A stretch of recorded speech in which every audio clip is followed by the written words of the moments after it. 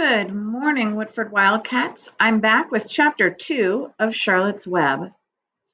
Fern loved Wilbur more than anything. She loved to stroke him, to feed him, and to put him to bed. Every morning, as soon as she got up, she warmed his milk, tied his bib on, and held him for a bottle. Every afternoon, when the school bus dropped her in front of her house, she jumped out and ran to the kitchen to fix him another bottle. She fed him again at supper time, and again just before going to bed. Her mom gave him a feeding around noontime each day when Fern was at school. Wilbur loved his milk, and he was never happier than when Fern was warming up his bottle. He would stand and gaze up at her with adoring eyes. For the first few days of life, Wilbur was allowed to live in a box near the stove in the kitchen. Then, when Fern's mother complained, he was moved to a bigger box in the woodshed. At 2 weeks of age, he was moved outdoors. It was the apple blossom time, and the days were getting warmer. Fern's father fixed a small yard especially for Wilbur under an apple tree and gave him a large wooden box full of straw with a cutaway door so that he could walk in and out as he pleased. "Won't he be cold at night?" asked Fern. "No," said her father. "You watch and see what he does." Carrying a bottle of milk, Fern sat down under the apple tree inside the yard. Wilbur ran to her, and she held the bottle for him while he sucked. When he had finished the last drop, he grunted and walked sleepily into the box. Fern peered through the door. Wilbur was poking the straw with his snout. In a short time, he had dug a tunnel in the straw. He crawled into the tunnel, disappeared from sight, completely covered with straw. Fern was enchanted. It relieved her mind to know that her baby would sleep covered up and would stay warm. Every morning after breakfast, Wilbur walked out to the road with Fern and waited with her till the bus came. She would wave goodbye to him, and he would stand and watch the bus until it vanished around the turn. While Fern was in school, Wilbur was shut up inside the pen. But as soon as she got home in the afternoon, she would take him out and he would follow her around the place.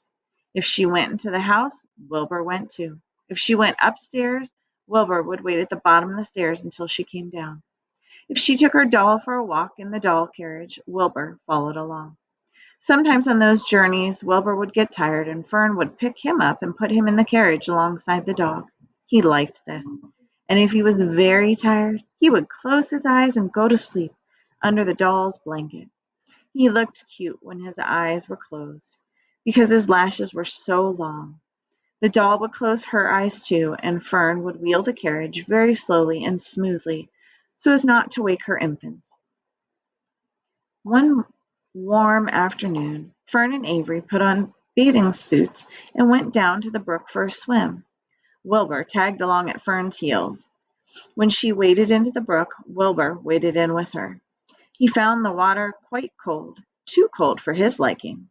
So while the children swam and played and splashed water at each other, Wilbur amused himself in the mud along the edge of the brook, where it was warm and moist and delightfully sticky and oozy. Every day was a happy day, and every night was peaceful. Wilbur was what farmers call a spring pig, which simply meant he was born in springtime. When he was 5 weeks old, her father said he was now big enough to sell and would have to be sold. Fern broke down and wept, but her father was firm about it.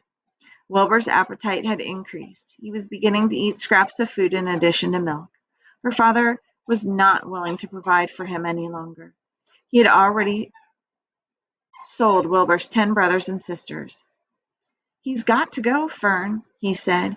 "You have had your fun raising a baby pig, but Wilbur is not a baby any longer, and he can be sold." "Call up the Zuckermans," suggested Fern's mom.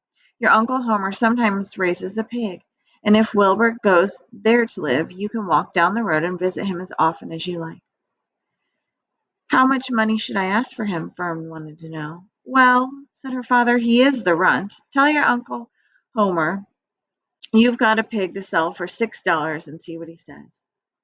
It was soon arranged. Fern phoned and got her Aunt Edith, and her Aunt Edith hollered for Uncle Homer. And Uncle Homer came in from the barn and talked to Fern. When he heard the price was only $6, he said he would buy the pig.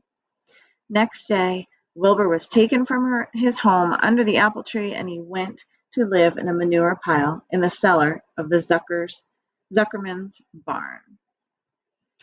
That's chapter 2. Turn in for chapter 3 tomorrow.